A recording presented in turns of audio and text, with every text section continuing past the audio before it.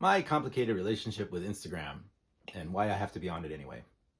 As a photographer, I've been keeping Instagram up mostly as just like a storefront, if you will, like a window display. I haven't been on there much.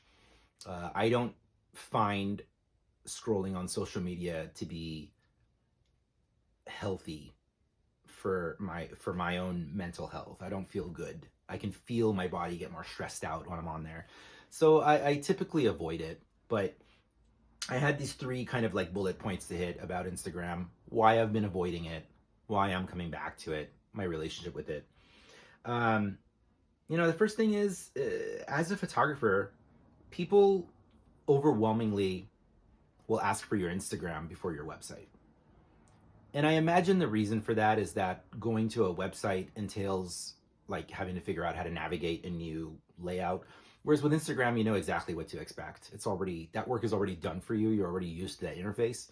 So I get it, which is why I'm, like sucking it up and I'm getting back on there and posting stuff, even though I don't enjoy it. But it is a platform that is arguably borderline hostile to actual photographers. It is rewarding narcissism more than anything. Like the algorithm's designed that way, the ways that it pushes, like it's not, as an artist, I don't find it to be a healthy space for me to be spending much time in. But I guess I just kind of have to. I know that my selfies get double the likes and engagement. Um, and then the photos that I've poured my blood, sweat, and tears into, often either get scrolled past or mostly don't even get seen. But the selfies get big replacement.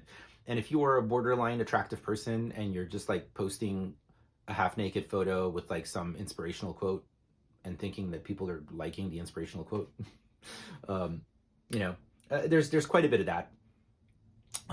But yeah, I understand all of it. I get it. I threw a temper tantrum for a long time and refused to be on it. The same way that I kind of like cut up my credit cards when I was in college. But now, now I don't have like enough credit. My credit's good, it's fine, but like I don't have enough of it. So I guess the same thing with kind of Instagram. It's just like it's like a credit card. You just gotta have it and practice not letting it take over your life. I can't speak for everybody. I know lots of people who thrive on Instagram. I'm not one of them. I'm just sharing that. The This is a big thing I think for me as an artist. Spending a lot of time on social media in general, creating for social media, to me feels like, pardon me, masturbating before making love. Like the real stuff that I'm working on, the real making love is like legitimate deep dive writing, working on a project, and then sitting there trying to figure out which photo to post on social media. Even if I don't care at all about the numbers, it's still taking up decision making juice in my head and it's still affecting my thought process, my creative process. So, over the years, what I've been trying to figure out, which is what you're looking at now with this video, is how to batch different parts of this experience so that they're not invading each other.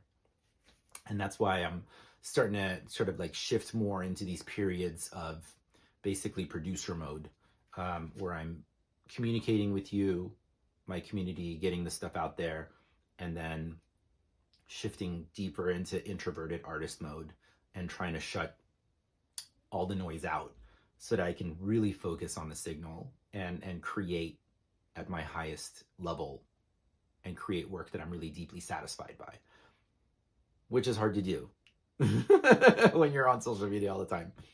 Me, I don't know about you. Maybe you thrive. And then the third thing is sort of about money and working as a professional photographer, a professional artist. I know there is lots of people making lots and lots of money off Instagram. I know that.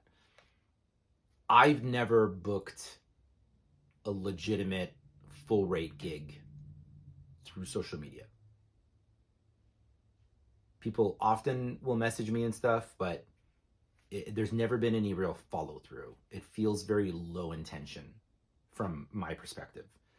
Um, I've even experienced, meeting people on Instagram who've got like tens of thousands of followers, and I'm looking at them and they're looking like they've got it all together and they're successful, and they've never been paid a full rate for their work, their actual work as a photographer. So I've also, that experience has shown me that a lot of it is like smoke and mirrors. Again, these are all my biased opinions. All of this may change in like a year as the Instagram following increases and more of a budget comes in. But so far, this has been the reason that I've been avoiding it, because I'd found that it had not been serving me on my path to mastery, not serving me on any sort of monetization, not serving my mental health. But, maybe it's just like a window display. Maybe that's all it needs to be.